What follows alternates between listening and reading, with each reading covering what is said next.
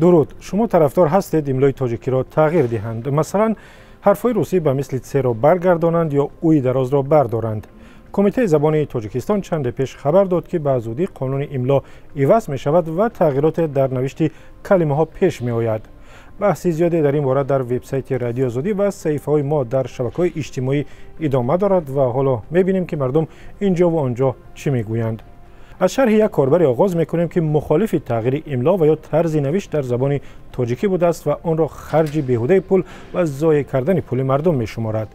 این کاربر خود را سینا معرفی کرده و چنین نوشته است: قاعده های نو را میبرارند، بعد پول خرج میکنند، تمام کتاب ها، حجت گذاری و سندها را نو میکنند. زیان و ضرر به دولت و مردم تاجیکستان.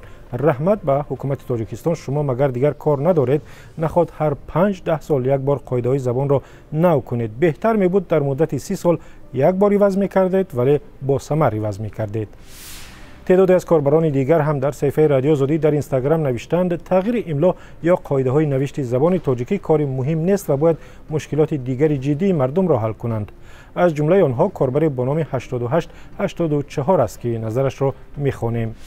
حل مشکلات مردم در املای زبان تاجیکی بوده است: یک بار درباره جایهای کاری فکر کنید، یک بار فکر 1 میلیون مهاجر را کنید، در 20 سال 4 بار املای وضع کردید، یک بار به منفعت مهاجران کاری پیشنهاد خوب کرده اید. چندی از کاربران دیگر در وبسایت رادیو آزادی نوشتند آنهایی که قاعده نوشت یا حرف و املا را عوض میکنند هدفشان منافع کشورهای دیگر است. یک از این کاربران خود را بیسواد معرفی کرده و چنین شرح را زیر گزارش درباره احتمال تغییر املای زبان تاجیکی در وبسایت ما گذاشته است. حکومتداران ما همش طرف روسیه میل دارند. امسال ش و ت را به الفبا برمیگردانند، سال دیگر علامت جدایی را و به کلمه های دریا و دنیا اضافه می کنند. 3 سال بعد یک اویزدی روسیه و تابع کشوری کراسنودارسک می شویم. گروه دیگری از کاربران گفتند از این همه تغییر دادن قاعده نوشت و املای زبان تاجیکی و آوردن ت و از بین بردن او بهتر است در تاجیکستان یک باره به خط نیاگان یعنی خط فارسی بگذارند تا مشکلات به یک بارگی حل شود. کاربری با نام پارسو از جمله طرفداران خط نیاگان است که شرح درازی را به ما فرستاده است و کوتاه آن را همراه می‌خوانیم. ایده بیخبر برای ترسانیدن مردم میگویند که برای گذاشتن به خط فارسی باید از نگاه اقتصادی و روانی تیار باشیم.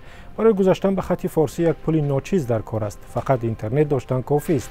من شخصا 30 سال پیش به خط فارسی گذاشتم و هر روز با این خط میخوانم و مینویسم. این خط نیاگان من است که 1400 سال با آن نوشتند و خواندند.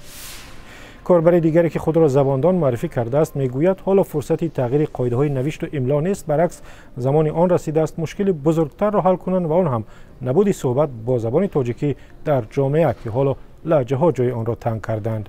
شرح زباندان چنین است: بهتر بود به جای تغییر املا گفتگو با زبان ادبی را تشویق میکردید که دیگر مردم وای وای چاو کا چاشید پاشید نمیگفت و درست گپ میزد. بعد املا را هم میتوانستیم عوض کنیم یا خط فارسی را هم در پهلویش می آموختیم.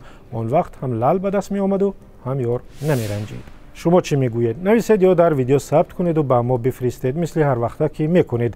همین تلفنی که میبینید برای شماست و واتساپ و وایبر و تلگرام و ایما دارد. در وبسایت رادیو آزادی علاوه بر خبرهای تازه جای ارسال ویدیو نیز هست. آزادی آنلاین به پایان رسید. من طاهری سفر هستم و اینجا رادیو آزادی است.